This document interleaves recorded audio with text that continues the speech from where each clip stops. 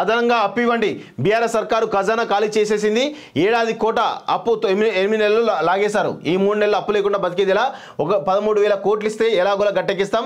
ఇటీవల భేటీలో ప్రధాని కోరిన రేవంత్ గ్రాంట్లు పన్నుల్లో వాటా పెద్దగా రాదు, భూములు ఓఆర్ఆర్ ఇప్పటికే అమ్మేశారు, వాటిపై వచ్చిన 26,000 కోట్లు ఊదేశారు. మా సర్కారుకు అప్పు దారి లేకుండా చేశారు, అప్పిస్తేనే గట్టెక్కుతామని ప్రధానికి వివరణ అంటూ ఒకరిని చూస్తున్నాం. సో రాష్ట్రంలో కొత్తగా ఏర్పడిన కాంగ్రెస్ ప్రభుత్వానికి ఆర్థిక సంక్షోభం ముంచుకొచ్చింది. తాను ప్రకటించిన 6 గ్యారెంటీలు అమలు చేయడానికి నిధుల కొరత ఏర్పడింది. నిధుల సమీకరణకు అప్పు తప్ప వేరే మార్గం కనిపించడం లేదు. ఎన్నికల ముందు భూముల అమ్మకం ద్వారా వచ్చిన భారీ మొత్తాలను బీఆర్ఎస్ సర్కారు వాడేసింది.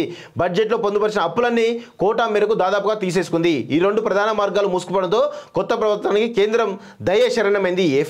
ఎఫ్ఆర్బిఎం పరిమితికి మించి అదనపు అప్పు ఇవ్వాలని కోరుతోంది. ఈ అదనపు అప్పు పుడితేనే ఎంతో కొంత గట్టెక్కవచ్చనేది సర్కారు ఆలోచన.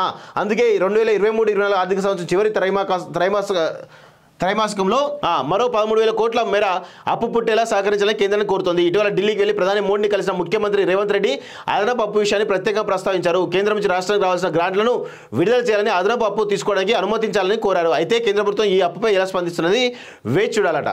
సో కేసీఆర్ అనేవాడు మన తెలంగాణ రాష్ట్రాన్ని శాంతం నాకేసిండు. 12 నెలల్లో చేయాల్సిన అప్పులను 8 నెలల్లో చేసేసి అవి ఆ ప్రభుత్వం పోయే ముందే, మొత్తం ఎన్నికలకు ముందే స్వాహా చేసేసాడు. వాస్తవంగా ఇక అప్పులు పుట్టే పరిస్థితి లేదు. ఇక పెద్ద ఎత్తున ఇక గవర్నమెంట్ ఇక నడుస్తుందో నడవదో. ఇక వీళ్ళు కూడా కాంగ్రెస్ ప్రభుత్వం కూడా ఏం చేసిందంటే 6 గ్యారెంటీలు అని చెప్పేసి ఇబ్బడిగా ఫ్రీ బీస్ పెట్టేసింది. ఈ 6 గ్యారెంటీలు అసలు అమలు అవుతాయా, అమలు కావా, ఏదో నాకు తెలిసి మొక్కుబడిగానే వీటిని అమలు చేస్తారని చెప్పేసి కూడా తెలుస్తోంది. 6 గ్యారెంటీల్లో దాదాపు 15-16 ఉన్నాయి స్కీమ్స్ ఇలా. మరి వీటన్నిటిని ఏ విధంగా వీళ్ళు చేస్తారనేది ఇప్పుడు పెద్ద సమస్య. ఎందుకంటే మీరు ఇక్కడ బడ్జెట్ తెలుసు, ఇక్కడ ఎంత ఆదాయం వస్తుందో తెలుసు, ఎంత అప్పుల్లో ఉంది తెలిసి కూడా ఈరోజు మళ్ళీ మీరు 13,000 కోట్లు ఈ 3 నెలల్లో 13,000 కోట్లు అప్పు చేస్తే సంవత్సరంలో 8,000 కోట్లు అప్పు చేయాలి. ఇది ప్రజలకు తెలియదు అనుకుంటారా? ఇంకా మీరు ఈ ఫ్రీబీస్ పేరిట ప్రజల్ని ఏదో సోమరిపోతులు తయారు చేసే ప్రయత్నం చేస్తూ ఉన్నారు. ప్రజలకు తమ కాళ్ళ మీద స్వశక్తి మీద నిలబడేటువంటి ఒక పరిపాలన జరగాలి తప్ప ఈరోజు డబ్బులు ఇచ్చేసి వాళ్ళు మీరు అట్లే ఉండండి, మీ పని చేయకండి అని చెప్పేసి పరిస్థితి రావద్దు వాస్తవంగా. సో ఆ విధంగా చేయడం వల్ల ఈరోజు ఇలా అప్పుల పాలవుతూ ఉన్నాం. కేసీఆర్ చేసిందే, కేసీఆర్నే మళ్ళీ రేవంత్ రెడ్డి కూడా అదే కొనసాగిస్తూ వస్తూ ఉన్నాడు. దీన్ని మార్చుకోవాలి, ఈ పద్ధతిలో మార్చుకుంటే బాగుంటుంది. ప్రజలకు విద్య, వైద్యం, సత్వర న్యాయం, ఇల్లు, తాగడానికి నీళ్లు, ఇలాంటి ఫస్ట్ ఈ ప్రైమరీ పెట్టుకొని పనిచేయండి.